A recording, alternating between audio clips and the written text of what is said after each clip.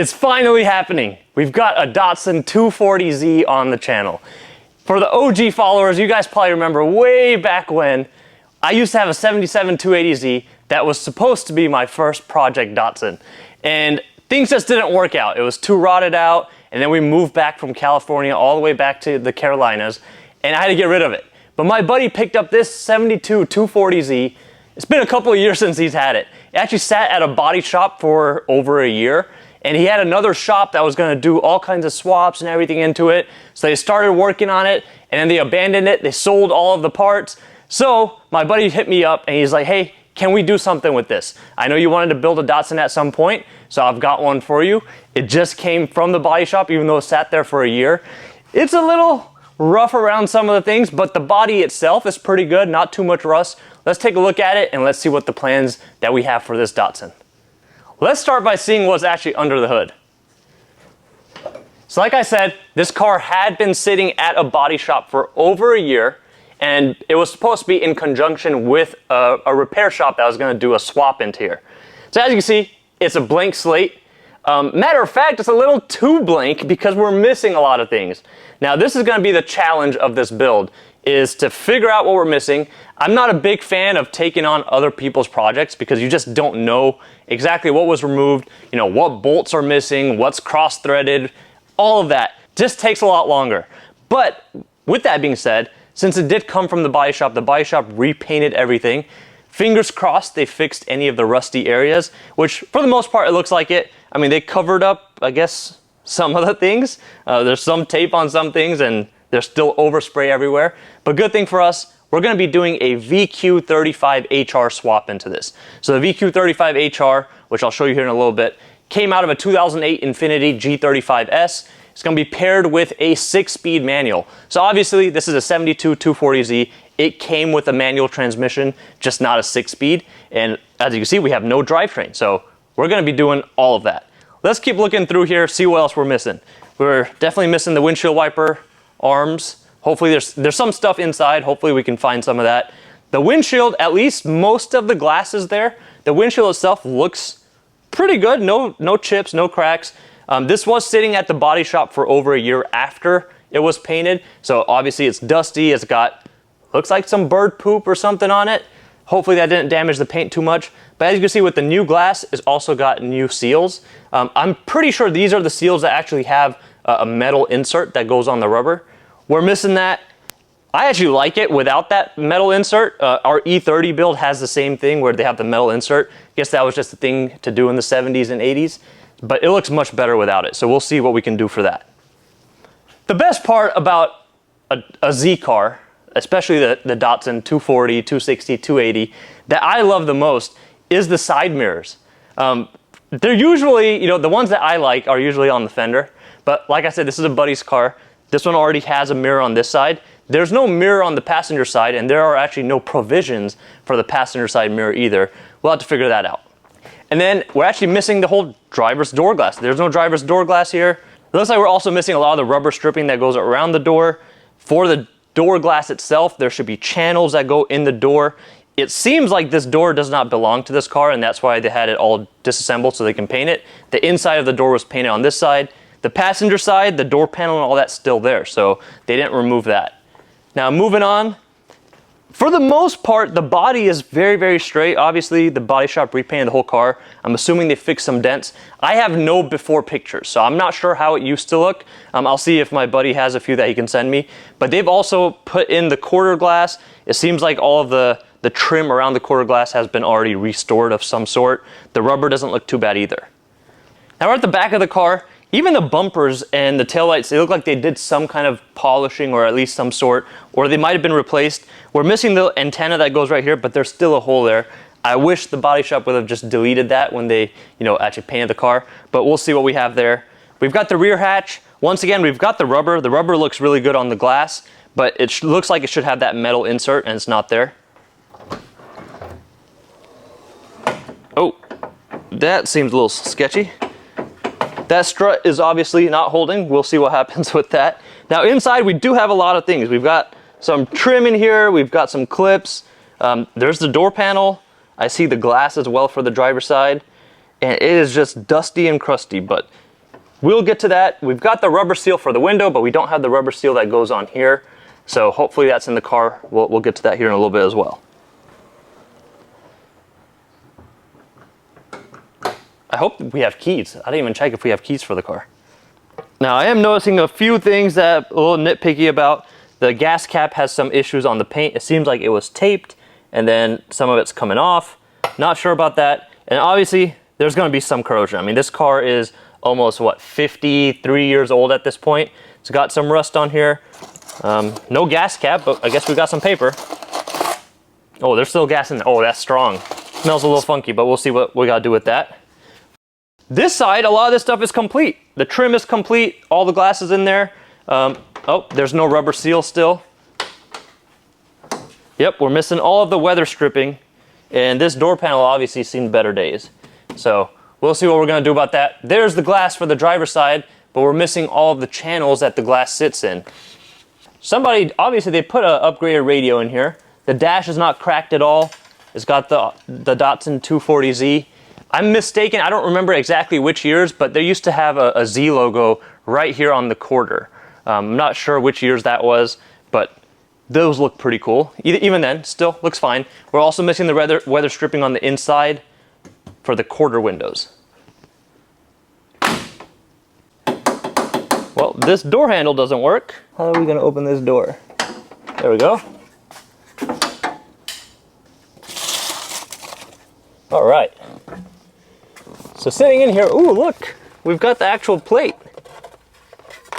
We've got the original plate. That's cool. So it seems like the interior wise, we are for the most part complete. No headliner, all that's missing. So all this is just dangling there. None of this stuff is hooked up. We're missing some of the panels, all the weather stripping, obviously no transmission. There's a choke button on here. We're not gonna need that anymore. So this is just to adjust the choke to turn the car on. Some stuff is missing. It's very dusty. I don't know what they're doing at body shops. Do they just keep all the doors and windows just wide open and just let all the dust just coat everything? I don't know. I don't understand how that happens.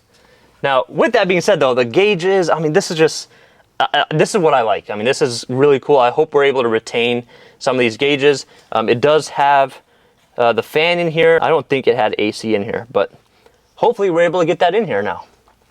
And then there was whatever headliner, there's some remnants for all the foam there. This glass, oh yeah, there's a sticker for the glass. So the glass is new, made by Fuyao. I hate the Fuyao glasses because they always, I've had it on my cars before, the Fuyao windshield, just a small little rock and that whole thing is gone. I can't imagine there's too many options for a 240Z at this point as far as glass goes. I'm not seeing the channels for the actual glass for the driver door. So that's gonna be a mystery. We'll see what we can find there. Definitely a lot of spiders, but enough talking. Let's get to work.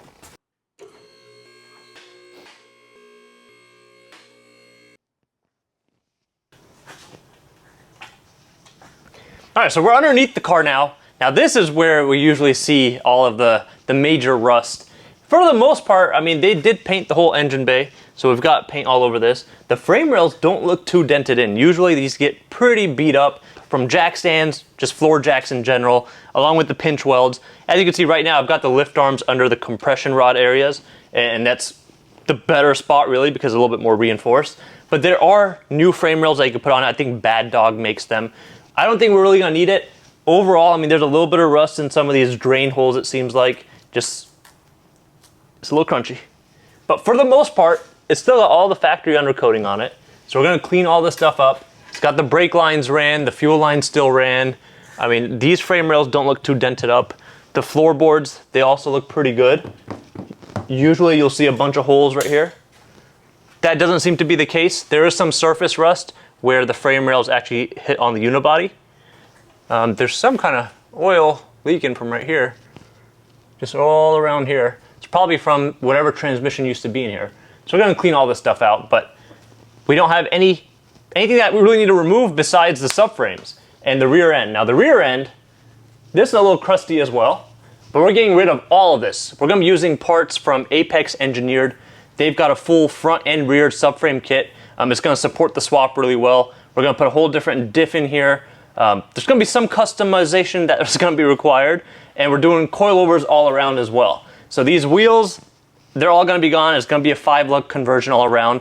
We're going to be mixing and matching a lot of parts from the 350Z, the 370Z, G35, G37, same concept. The differential is actually probably going to be a Mustang Super 8.8, so we're still trying to source all of those things. But for the most part, I mean, the body itself looks good. There's still some rusty areas, which we'll probably just grind down with the wire wheel and coat it up. But for the most part, the owner, all he really wants is it to be running and driving. I believe he's owned this car for 3 or 4 years at this point, and he's never been able to drive it. We're going to make that happen.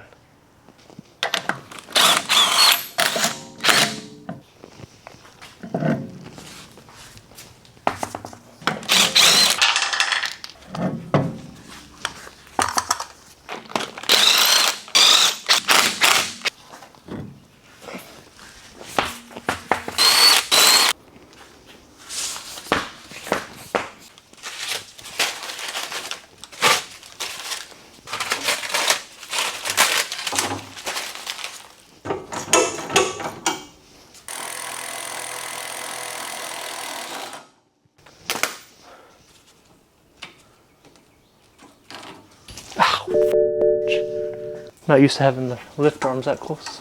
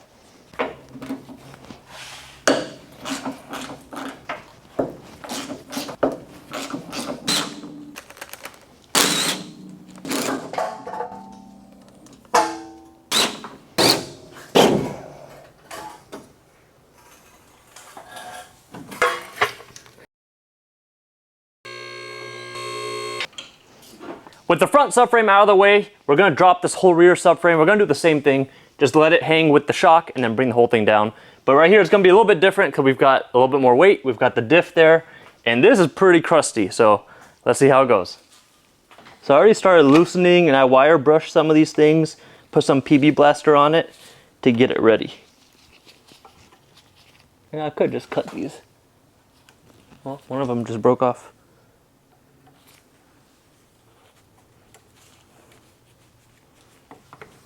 These are cotter pins right here.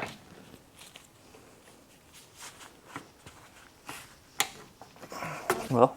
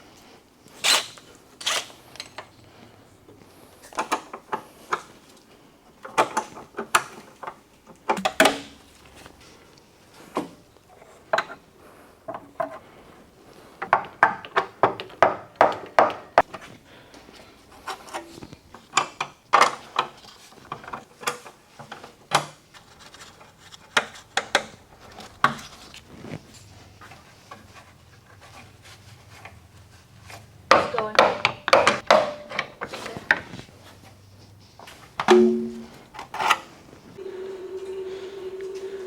So much lighter now that it takes forever to come down.